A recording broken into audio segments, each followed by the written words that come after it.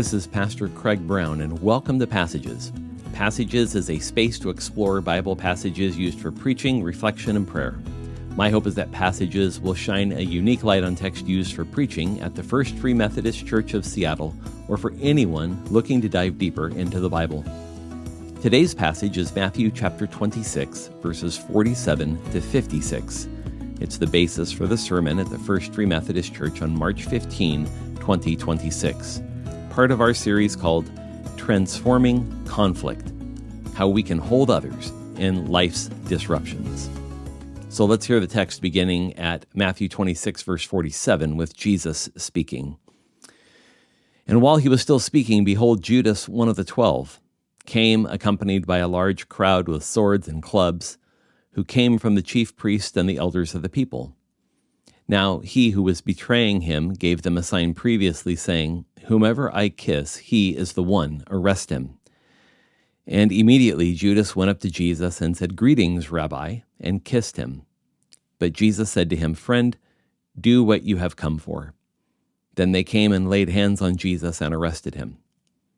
And behold, one of those who were there with Jesus reached and drew his sword and struck the slave of the high priest and cut off his ear. Then Jesus said to him, "Put your sword back into its place, for all those who take up the sword will perish by the sword. Or do you not think that I cannot appeal to my Father, and he will at once put at my disposal more than 12 legions of angels? How then would the scriptures be fulfilled, which say that it must happen this way?" At that time Jesus said to the crowds, "Have you come out with swords and clubs to arrest me, as you would against a man inciting a revolt? Every day I used to sit within the temple grounds teaching, and you did not arrest me. But all this has taken place so that the scriptures of the prophets will be fulfilled." Then all the disciples left him and fled. We're going to look at this text in three different sections. I'll begin by talking about Judas's betrayal in verses 47 to 51, and then we'll turn to verses 52 to 54, where Jesus explains the true nature of his kingdom, and then finally verses 55 and 56, when Jesus speaks to the crowd itself.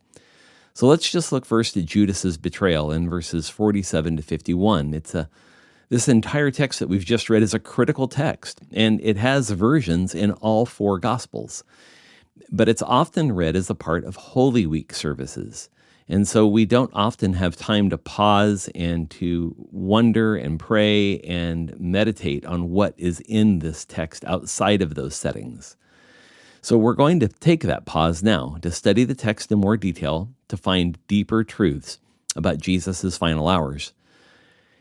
The text opens in verse 43 by saying that while Jesus was still speaking, it's referring to his discussion that he had with the disciples when he had come back a third time and found them asleep while he was praying in the Garden of Gethsemane.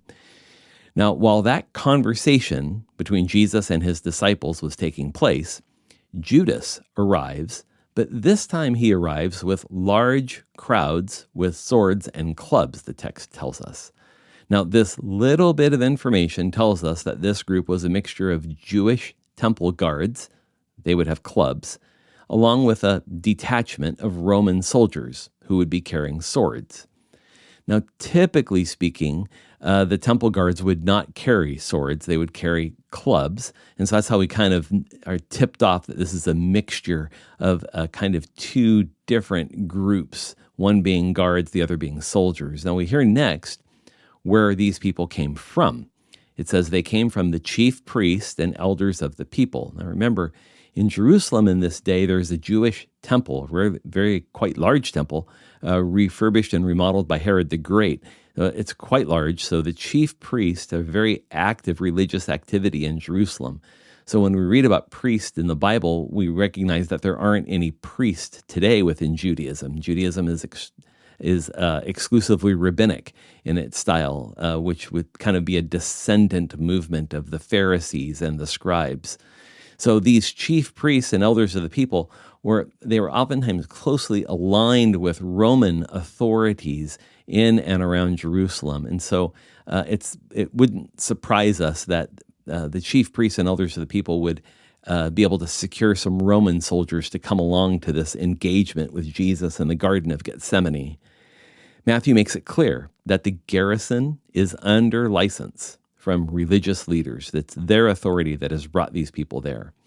Now, in verse 48, it tells us, as kind of almost an afterthought of what arrangement Judas had made, and that Judas would point out Jesus to the guards and the soldiers with a kiss.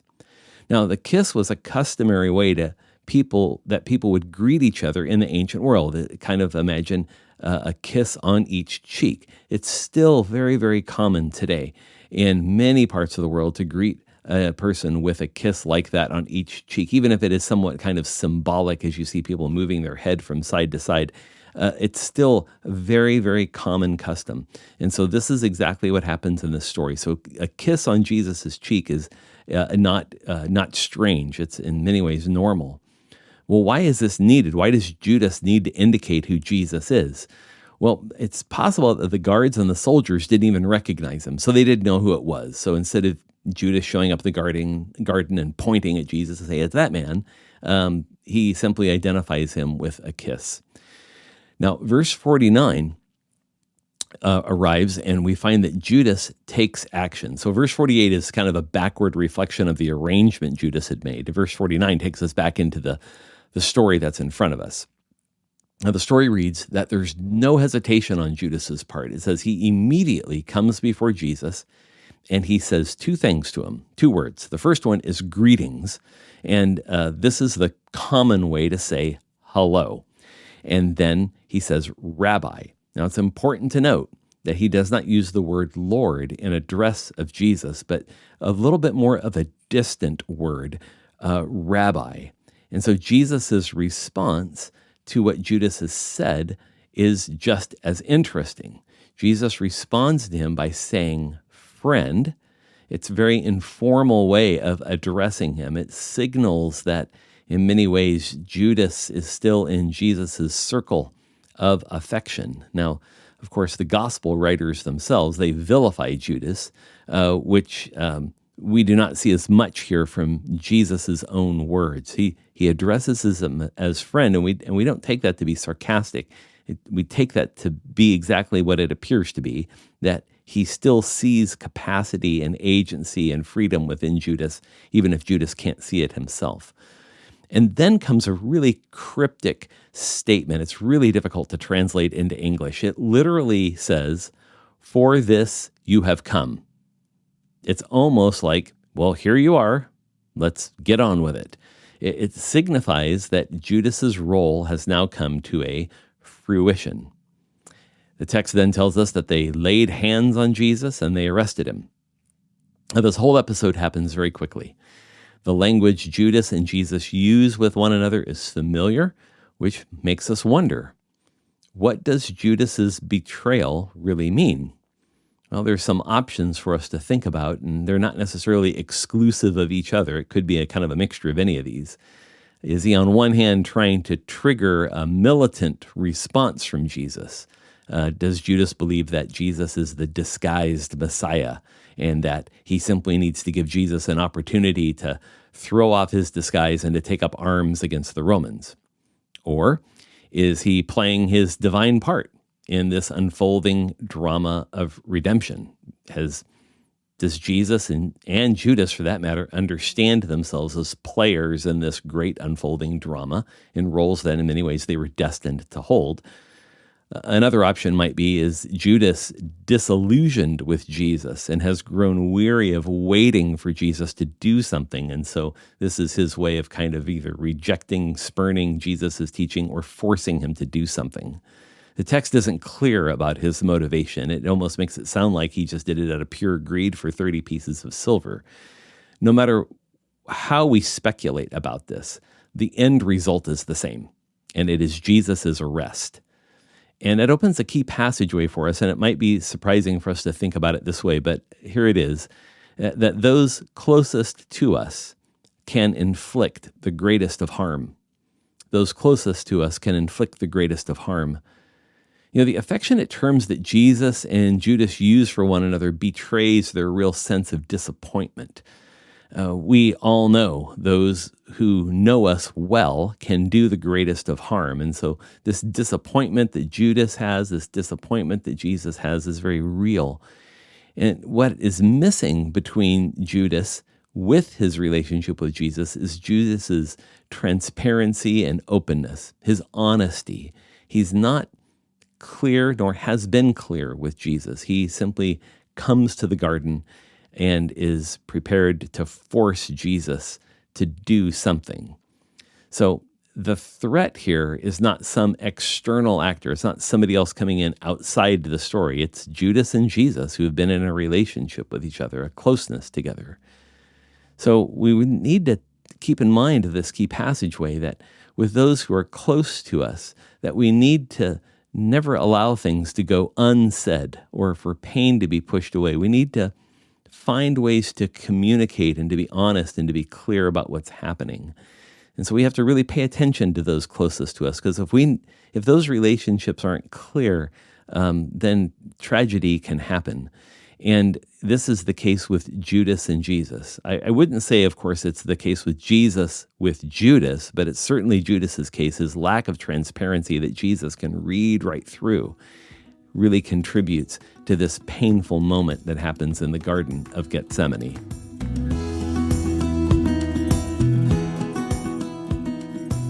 Now we turn to verses 52 to 54, which is really about the nature of the kingdom, and it's kind of the next page in this chapter. The story unfolds with details that differ between the gospel. Other gospels tell us the names of some of the people that are involved in this incident with the sword, what happened afterwards. These other accounts tell us about a healing that takes place where this ear that gets cut off of the high priest is healed by Jesus, and some of the other gospel stories don't tell us about a healing. Now, Matthew's focus here in the way he writes his gospel is on the collision between the kingdom of God and that of the kingdom of human beings. It's a collision between those worlds. So verse 51 tells us that one of the disciples draws a sword. Well, we can pick up John's gospel and read that it is Peter that is the one who draws the sword. And it says that he struck the servant of the high priest. Well, we know from one of the other gospels that high priest assistant, the servant of the high priest, his name is Malchus. And so his ear gets cut off. So it's ironic in every way that Jesus has told the disciples plainly what would happen to him, that he would be betrayed and handed over to the chief priests and the elders and the scribes. Too bad the disciples did not listen to this. So Jesus offers a powerful rebuke to the person who drew their sword, which we know from the other gospel, the Gospel of John, is Peter, with a statement that many of us know. He tells them, first, put your sword back into its place. In other words, to sheath it, that the sword should not be active. And then Jesus delivers an axiom, like a truth. Those who take up the sword will perish by the sword. Is this a teaching of pacifism? Perhaps it is. The clearest sense of what Jesus says seems to imply that. But notice how he phrases it, though. Those who take up the sword. So we might ask ourselves, who are those? It could be that he could be speaking about those whose first response is to violence. Their first movement is to take up a weapon. And Jesus seems to say that living by the sword or by violence will bring about our own end through violence, that violence begets violence in some way. And so we need to hear that statement of Jesus clearly, but we need to hear it in the context in which it happens here in the Garden of Gethsemane. Now, verse 53 contains a rhetorical question for everyone there. He makes the statement, he says, don't you think I can appeal to my Father? So Jesus commands authority under the Father, that the Father would send 12 legions of angels to his assistance at a moment's notice. Well, how many is 12 legions? Well, a Roman legion of soldiers was 6,400 men. So 12 times 64, it's well over 70,000. 12 times 6,400 is a huge number. And the number 12, though, is much more important in some ways because it relates to the tribes of Israel and the number of disciples. The number 12 is significant here. And the verse, in some ways, harkens back to the temptation of Jesus in the wilderness. It's the same temptation that Jesus would throw himself off the temple and God would send his angels to catch him. It's the same thing, but now instead of in abstraction. So before, when Jesus was tempted in the wilderness, he hadn't done any of his earthly ministry yet. And so it was a way of preempting that. Now it's real. It's in a moment in which the outcome is completely possible that Jesus could be arrested, have a trial, and be executed. So it's the same temptation, but now amplified. So verse 54 brings the integrity of the whole situation forward. Jesus is no fatalist. He has choice and he has agency, and the devil knows it. In this temptation in the Garden of Gethsemane, Jesus says, how would the scriptures be fulfilled, which say it must happen this way? So Jesus faces his most difficult temptation, which will only get worse over the next 15 to 16 hours. This event we're reading likely happened around 11 p.m. at night. And so Jesus has at his disposal the calling of angels from heaven to rescue him from this moment all the way up until the moment of his death at 3 o'clock in the afternoon, 15, 16 hours later. It's a key passageway for us to center on. That spiritual integrity is making the hardest choice to do what is right. Jesus practices a form of integrity to his mission and call, which has no rival.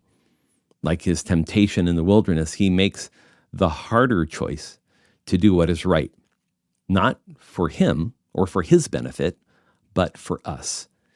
He had every reason to not go to the cross, yet it is the choice he makes for us and all the world to fulfill God's purpose and call on his life.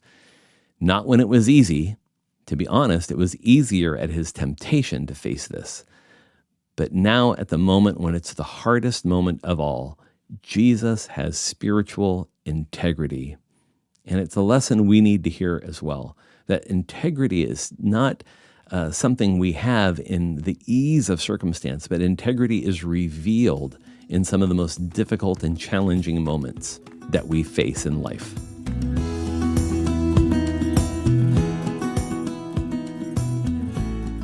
Now we turn to the last two verses in our text, verses 55 and 56, that focus on the nature of the betrayal that Jesus is dealing with the crowd. Jesus first speaks to Judas at the beginning of our story, and then he speaks to the one who we know as Peter, wielding the sword. But now he turns and speaks to the crowd that has come out to him in the garden.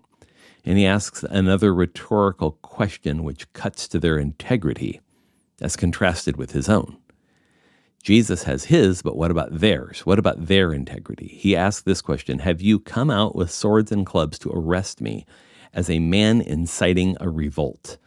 It's such a keen and powerful question. Jesus knows their fears.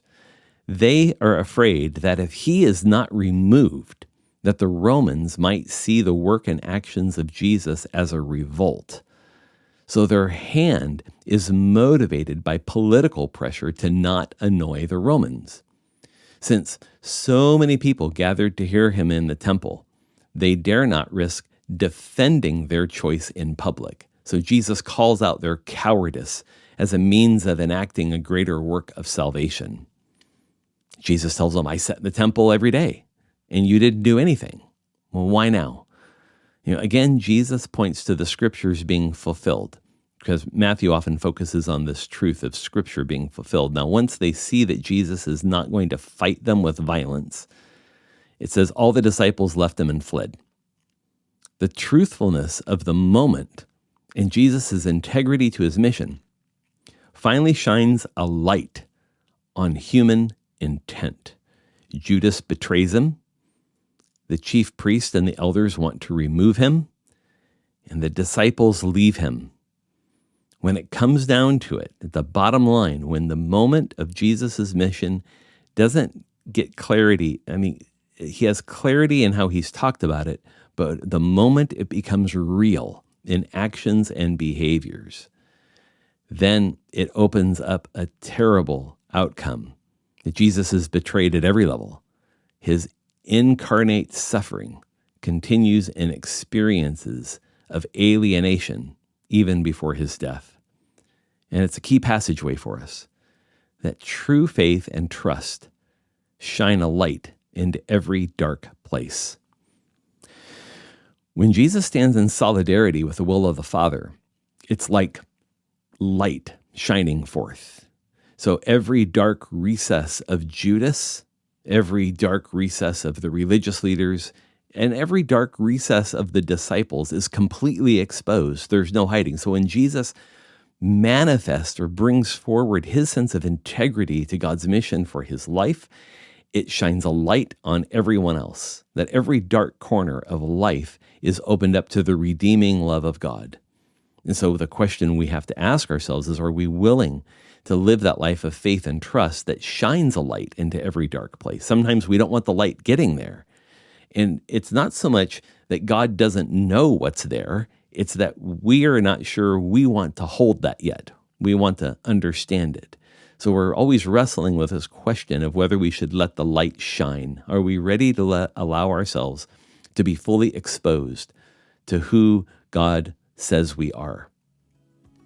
I want to thank you for listening to the First Free Methodist Church podcast. Listen in for our sermon podcast and our conversational podcast called Connections. You can find them all right here in the FFMC podcast. I also encourage you to visit our church's website at ffmc.org to learn more about Free Methodism and how you can connect with our community. For now, I bid you all grace. Thanks for listening, and we'll see you next time.